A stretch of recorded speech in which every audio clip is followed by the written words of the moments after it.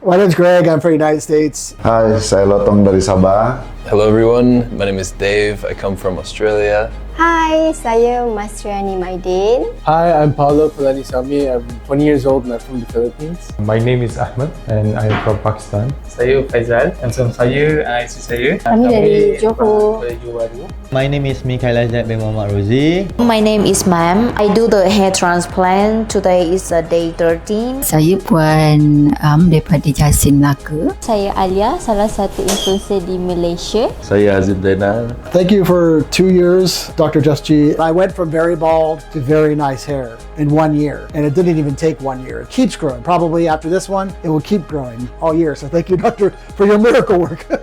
Mula-mula kita macam tak berapa confident, tapi bila kita tengok kejayaan pada prosedur pertama, baguslah staf dengan doktor memberi kerjasama. Dengan pengalaman saya untuk anak saya memang bersyukur sangat. Terima kasih untuk staf dan klinik Glojas lah. Setelah 3 bulan, saya buat penanaman rambut dan jambang. Alhamdulillah, hasil dia sangat merasakan. Ramai juga yang dah tegur sebenarnya. Buat kat mana? Macam mana boleh tumbuh rambut? Saya cakap lah saya buat di Glojas. Kepada Profesor Datuk Dr. Jas, banyak selesaikan masalah saya. Yang dulu sini kurang, yang dulu sini ada M. Saya sangat berterima kasih dekat Glojas Specialist. Thank you Glojas Specialist. Thank you so much Glojas. Thank you everyone and thanks to the staff and the doctor. Korang nampak sekarang, nampak perubahan, dia lagi better. Di bawah sini dia nampak surut tapi ada lebam sedikit. Lepas hari kedua, saya punya di bahagian sini akan surut. Thank you Glojas Specialist Clinic.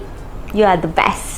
Diorang cukup jaga bahagian servis diorang, diorang jaga hospitality diorang, and then daripada segi customer service dan klien diorang, semua diorang jaga. So that's why korang kena pilih Glojas. Kalau korang nak buat hair treatment ke, korang nak buat plastic surgery ke, korang nak buat apa-apa pun, Glojas ada. Memang memuaskan lah. Tanam jambang dengan kening, dan hari ini follow up nak cuci. Tak sabarlah nak tunggu hasil dia. Dan saya tidak lupa kepada Dr. Dato Jas, sangat membantu, banyak memberikan layanan yang terbaik. Yang terhibur dan orang-orang Sabah jangan lupa datang ke Glojas. Memang terbaik. Terima kasih Glojas. So untuk Glojas, kepada doktor, saya nak ucapkan ribuan terima kasih sebab bagi saya cantik seperti sekarang. Thank you. 3-4 months, I was already seeing such significant results. My friends were saying the same, so I couldn't be happier. Thank you, Glojas. Really happy with everything.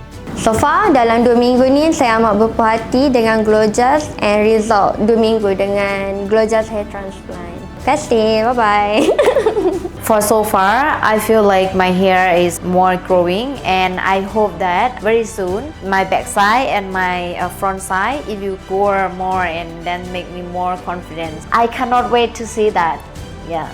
Back in the day, I was so stressful because, I care about my hair every single day. Okay. After I did the plastic surgery, my hair is looks like normal without stress, so it's nice to daily life. Okay. Alright, thank you.